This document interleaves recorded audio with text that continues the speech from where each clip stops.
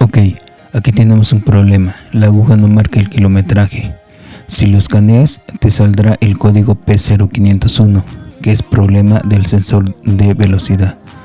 Vas a localizarlo y vas a revisar el cableado. Como vemos, aquí tenemos un cable quebrado. Lo vas a unir y después vas a probar continuidad entre los 3 pines para que no estén en corto. Si todo está bien, solo vas a conectar y listo.